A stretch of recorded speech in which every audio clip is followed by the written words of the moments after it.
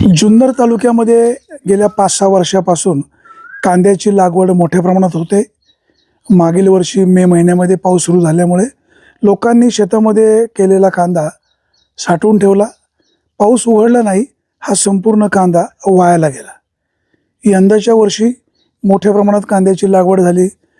लाखो रुपये खर्च येत असतो, म्हणजे किमान 1 एकरला 1 लाख रुपयापेक्षा अधिकचा खर्च येत असतो. सध्या लोकांनी कांदा काढलेला आहे. अनेक शेतकऱ्यांचा कांदा शेतकऱ्यांच्या शेतामध्येच कांद्याच्या पातीमध्ये झाकून ठेवलेलं, म्हणजे कांदा मुरला की तो व्यवस्थित होतो आणि मग तो बाराकीत ठेवला, त्याला मोकळी हवा लागली की तो कांदा काही महिने राहतो. आता इथं आपण पाहतोय हा जो कांदा आहे या ठिकाणी साठवून ठेवलेला आहे या बराकीसाठी. आता पाठीमागं पहा, ही बराक खूप मोठी बराकी बनवलेली आहे आणि खूप सुंदर बनवलेली आहे. याच्या सगळ्या बाजूनी हवा देखील खेळती ठेवलेली आहे. या बराकीचे मालक आपल्यासोबत आहेत. आपण जरा त्यांच्याशी बोलण्याचा प्रयत्न करणार आहे. काय मी म्हणतो, कामगार असतील, काय असतील ते असतील, वाटेकरी असतील, अर्धेकरी असतील, इथं उभे म्हणजे ते मालक समजू आपण. बघा थोडंसं पुढे या. आता मला सांगा, यंदाचं वर्ष कांदा पिकासाठी कसं आहे? यंदाचा जे आपण कांदा हे पिकवलं आहे, तर याच्यात म्हणजे माग 21 गाळे भरले होते आपण कदाचित. तर त्याच्यात आहे ना, म्हणजे आज दोन गाले शॉर्ट आहे आपल्याला. 2 गाळे शॉर्ट आहे, म्हणजे यंदा गळीत कमी आहे थोडंसं सर. नाही तर मला एक सांगा, एकरी खर्च किती होतो? एकरी खर्च आता जवळजवळ लाख रुपये तर येतच आहे, जवळजवळ 1 लाख रुपये खर्च. 1 लाख रुपये. कुठल्या महिन्यामध्ये कांद्याची आपण लागवड करतो? आपण नोव्हेंबर डिसेंबरमध्ये केलेली आपण लागवड. किती महिन्यात कांद्याचं पीक निघतं? 3.5 पावणे 4 महिन्यात. कुठली कांदा? आता फुरसुंगी का कुठला? आता हे फुरसुंगी सर, गावठी. आता मला सांगा, ह्या बराकीमध्ये साधारण किती पिशव्या कांदा साठवलेला असेल? किती ट्रक कांदा भरेल? जवळजवळ आपलेच मी म्हणतोय, आपले जे 18-20 गाळे आहेत ना सर, तरी कमीत कमी 1000 पिशव्यांचा माल. 1000 पिशव्या. आता मला सांगा, बॅग भरते सर. सध्याचा बाजारभाव परवडत नाही. मागच्या वर्षी शेतकऱ्यांचं खूप नुकसान झालं. हा. यंदाही बाजारभाव वाढत नाही. कांदा उत्पादक शेतकऱ्यांनी काय करायचं? काय आता काय उत्पादक काय करणार आहे आपण सर? बाजार वाढत नाही. बाजार वाढत नाही सर. राज्य सरकारकडून काय अपेक्षा, केंद्राकडून काय अपेक्षा? व्हायला पाहिजे ना सर मार्केट. म्हणजे जे आपले शेतकरी तर खूप कष्ट करतात आणि व्हायला पाहिजे, म्हणजे मार्केटिंग सर्वांना मार्केट भेटलं पाहिजे सर. सरकारने कांदा उत्पादकांसाठी काय करायला हवं? नाशिवंत माल आहे, हमी बाजार भाव द्यायला हवा का? हो सर, हमी भाव द्यायलाच पाहिजे सर, कारण की ना नुकसान पण खूप आहे, तर हमी भाव द्यायला पाहिजे सर. आता या बराकीमध्ये किती दिवस कांदा राहील?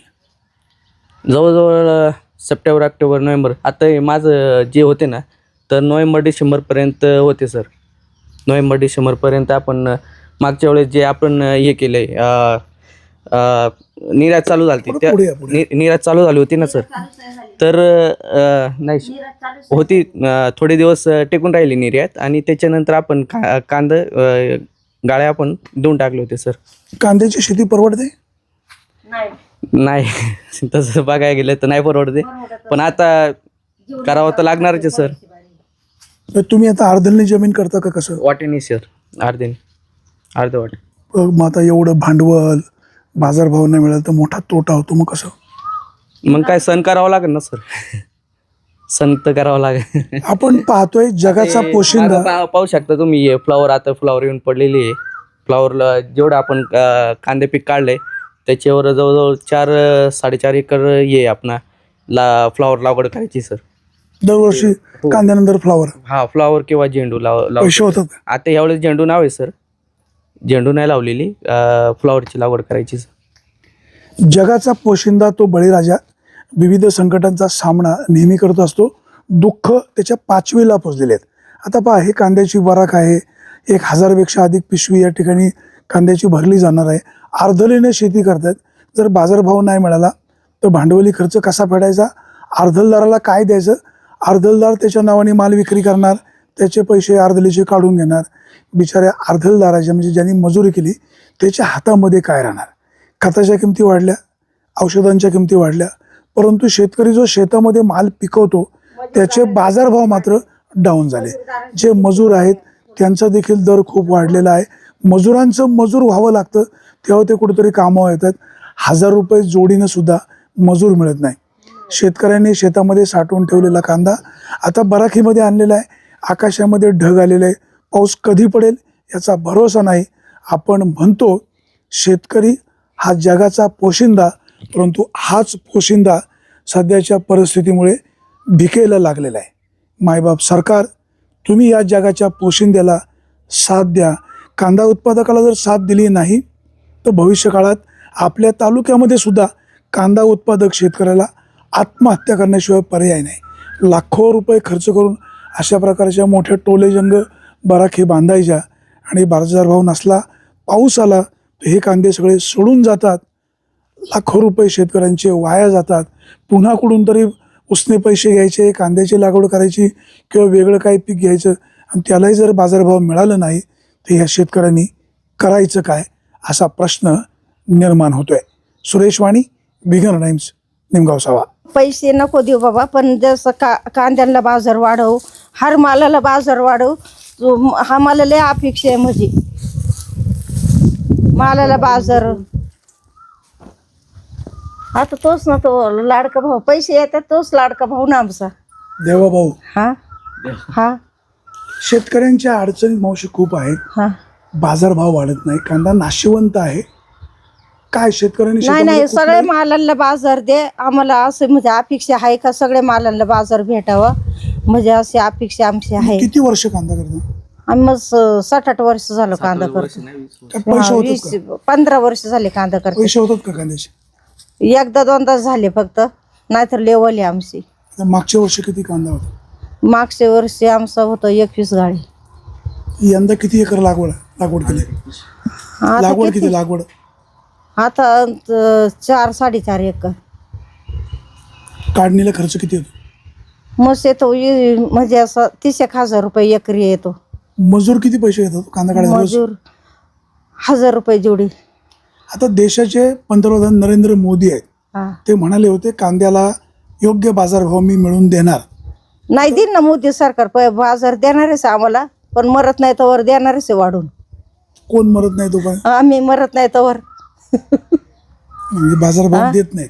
देत नाही ना बाजार. आम्ही बाजार भाव ठेवायला पाहिजे ना, कमीशी कमी 50 रुपये तरी ठेवायला पाहिजे ना. 50 रुपयानी कोणीच हे नाही होत. बाजारभाव कसा काय द्यायचा? आता कांदे नाशिवंत आहे, काय करायचं? द्यायचे नाशिकला, द्यायचे नाशिवंत 30-40. म्हणजे कांदा सडतो, हा, खराब होतो, तो फार काळ आपण ठेवू शकत नाही. हमी बाजार 50 रुपयांनी तरी द्यायला पाहिजे. 50 रुपयांनी दिला हा, 50 रुपयांनी तरी द्यायला पाहिजे का? सगळेजण खात्यात कांदा, म्हणजे सगळ्यांना, आम्हाला पण परवडतो, तुम्हाला पण परवडतो, खाण्यावाल्यांना पण. आता ह्या बराखीत कांदे किती दिवस राहणार? आता राहणार 4-5 महिने. ते सॉर्टिंग करावं लागत असेल ना परत? हा, परत खराब झाले, हा हा हा, चाळून पाहिजे. परत चाळून घ्यायला लागत आहेत. एखादा ढिगात नासका कांदा निघाला मग ते फेकून द्यायचे बाजूला, निवडून काढायचा. निवडून काढायचं, फेकून द्यायचं. ढिगाऱ्यात नासका कांदा निघतो का? हा, मग निघत येतात ना, मस्त निघतात. आता हे तुमच्या समोर पडलेलं नाही काही. हे सगळे निवडलेले कांदे? हा, निवडेले. एवढे कांदे सडले? हा, हे कुठं सडले म्हणजे बराखीत का कुठं? इथं खाली टाकले होते ना बरं. असे खाली हा, एवढी नुकसान सर. साधारणतः एवढी नुकसान किती होते. पिशव्या सडले असतील? तरी 20-25. हा 20-25 पिशव्या सडले असतील. हा, तर मला सांगा, आपण कांदा शेतामध्ये ठेवतो, कांद्याच्या पातीमध्ये मुरत ठेवतो, नंतर त्याची बराखीमध्ये साठवायला आणतो आणि कांदा खूप सडतो. काय कशामुळे सडतो? आता ये ना, आपण टालीनं आणलं होतं माल, आणि इथे ना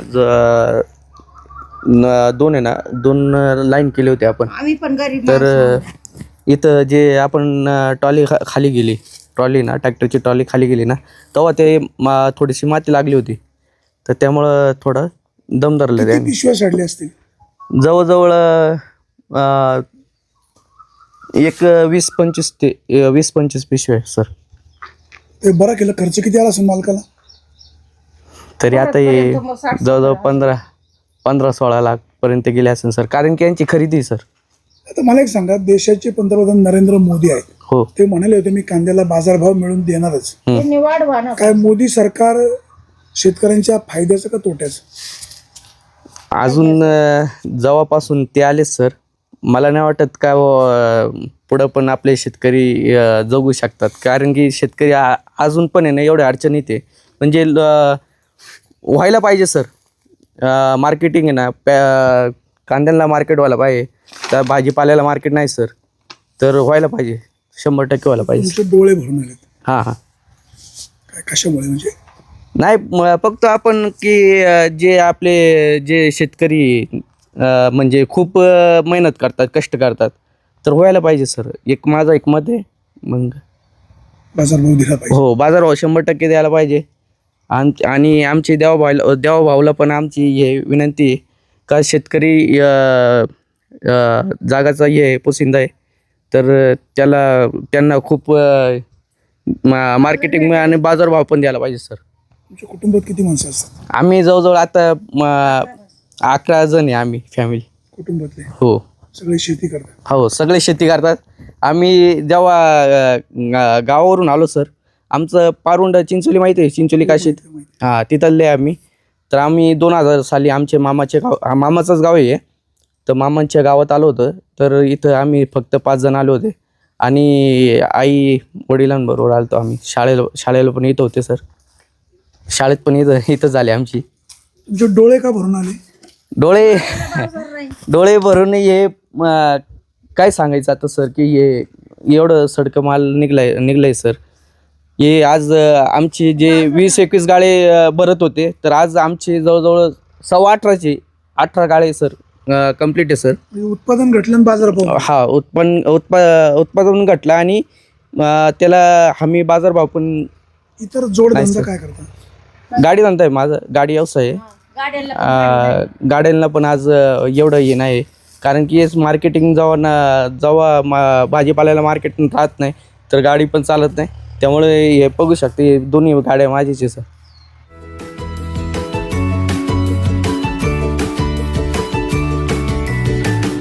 बातम्या शेतीच्या, बातम्या मातीच्या, बातम्या अन्यायाच्या, गुन्हेगारीच्या,